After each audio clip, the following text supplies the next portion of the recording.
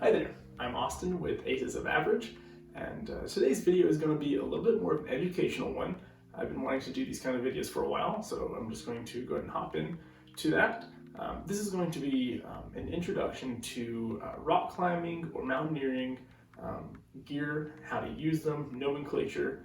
The purpose of this video is not to educate you far enough to where you don't need a guide to go out, but perhaps if you've never dealt with maybe rock climbing jargon or equipment, you'll know the nomenclature and also a baseline of how to use the equipment so that when you do get out there with a guide, either professionally or non-professionally, you'll know what to expect and you'll be able to handle yourself a little bit better.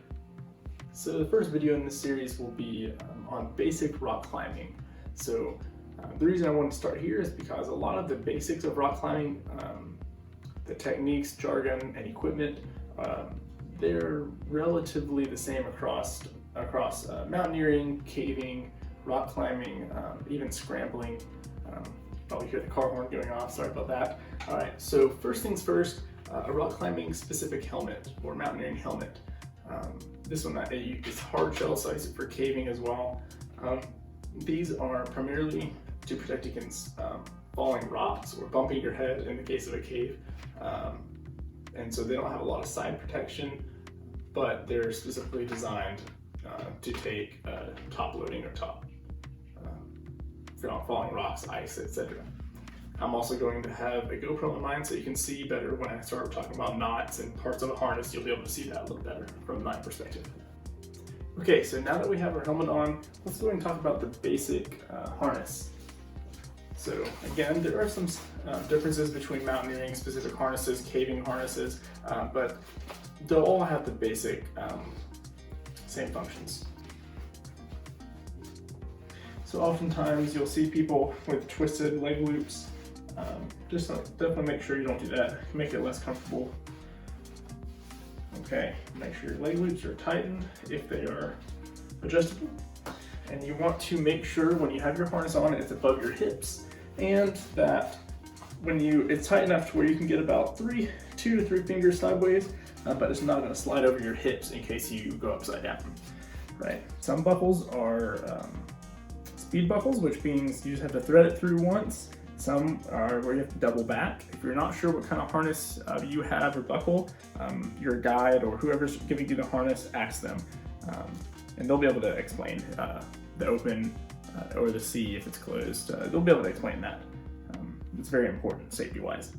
Okay, so why we have 2 different loops here. And caving harnesses, I think, are different, of course, but most harnesses will have these 2 loops. We clip in carabiners or metal objects into our belay loop, okay? We tie ropes and soft objects, okay? Also slings, which we'll get into what all these things are in a moment. We tie those into here. And what that is, and the reason that is because when you have metal rubbing, it doesn't cause as much wear. And so one loop is super safe enough. Of course, as you see, it goes through both of these. It's a little bit more comfortable and keeps it a little bit further away from your body so you can work with it better when you're working with metal devices. And then when you're tying in something that has soft material on it, like rope, it can be a little bit more abrasive to your harness. And so you have redundancy here, okay? There might be some other reasons that I'm not aware of, but that is the best reasons that I know. So it's very important. You do not clip carabiners through your harness here on your tie-in loops because it can tri-load your tri-load your carabiner and your metal devices, whatever you're putting in here. Okay. All right. These are gear loops. These are non-load bearing.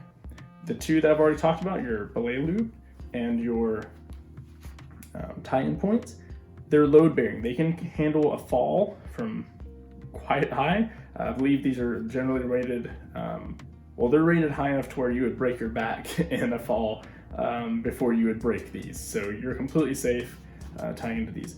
Okay, these are for storing gear on. Okay, that's all pretty explanatory. And your leg loops are mainly for comfort, but they're very, very strong as well. And we'll actually use them for certain things like backing up a rappel. So they are very strong and semi-load bearing is what I would call them. Okay, so let's go ahead and get into the gear. We're going to rapid fire through them very quickly. Then I'll go into more detail, perhaps in other videos or perhaps in this video, of kind of the ways that each piece of gear is used. Okay, so we'll go ahead and go over the basic nomenclature. I'll have vocabulary words on the screen that you need to know. And these are things that you can look up in other videos and learn more about. We'll go ahead and start with carabiners. So carabiners are these pear-shaped kind of oblong-looking piece of metal. They have a gate on them, and they're used to join two pieces of rope, two pieces of webbing, two pieces of gear together. Okay, there are two basic types. We have locking. You can see this has some sort of screw gate on it, and non-locking, so there's no way to lock this from opening. The locking carabiners, you put a piece of rope or your gear in and you screw it down and it cannot open. Very important. Your guide will be able to tell you when to use these and when not to. Okay, generally speaking, if it is a single point of failure, meaning there's no redundancy, for example, on a belay device, you'll always have to use a screw gate. If there's redundant things going on, there's backups, meaning you do not have to use one. That's just kind of a general rule of thumb, but in certain situations that might not always hold up. Okay, there's many different shapes, but all you really need to know is the rope pulls end to end. That's the strongest way to load a carabiner. And there are screw gates and non-screw gates. Some are auto locking, meaning they lock by themselves without having to screw them. Those are kind of special case. These are called quick draws, okay? These are not double carabiners or just carabiners. These are called quick draws. Some people call them draws. Also, I meant to say some people call carabiners beaners. It doesn't really matter, but just if you hear that, you'll know what it is. I want to go over some of the slang, that way you can be prepared. So, carabiners, or quick draws are used to join things from pieces of, like your rope, two pieces of protection, generally.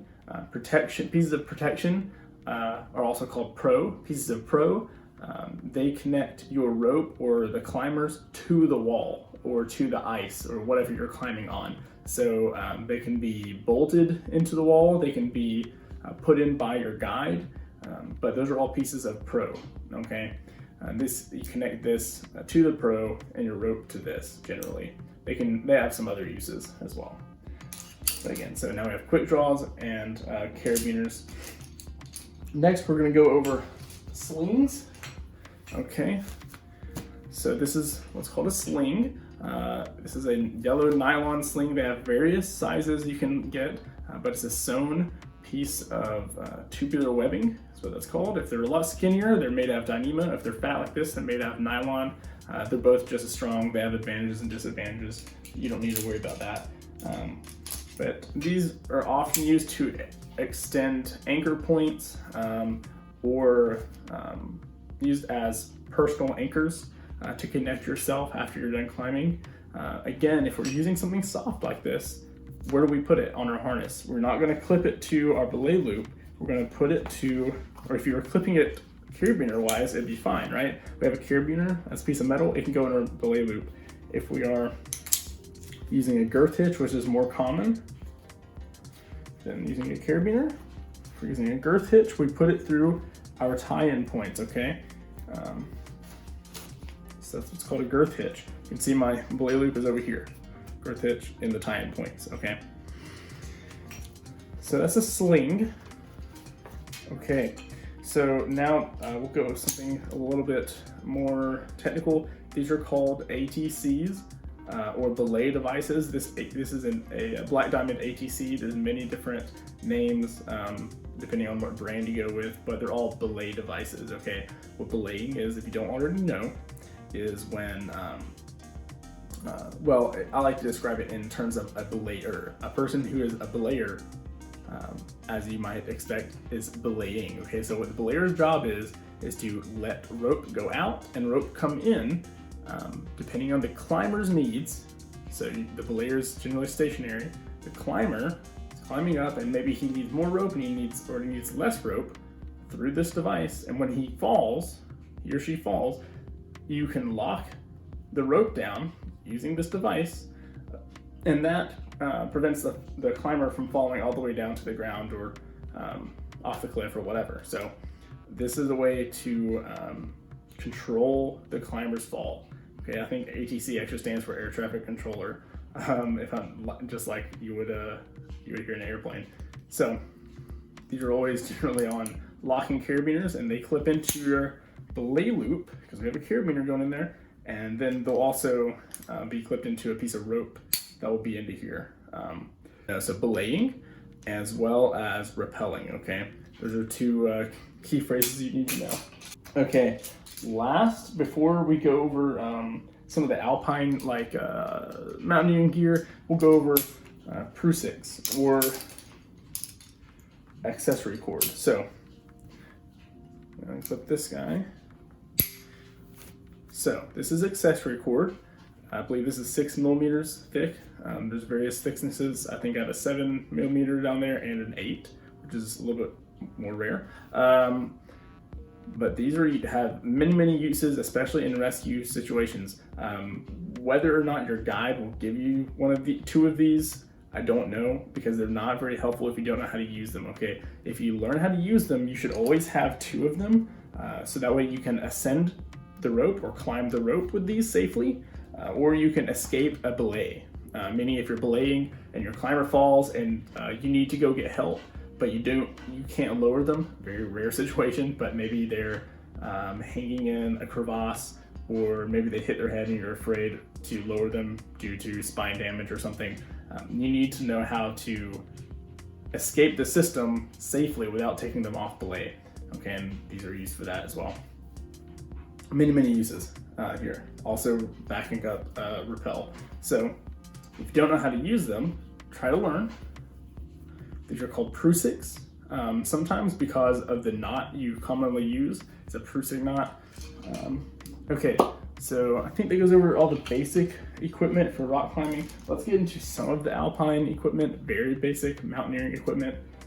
Okay, so as you can see on my wall here, I have a couple of pieces of mountaineering gear. I have an avalanche shovel, I have a crampon, I have of course a piece of rope, but also an ice axe. Okay, so very basic stuff. A crampon, they go on the bottom of your boots and they stick into ice and snow and keep you from slipping.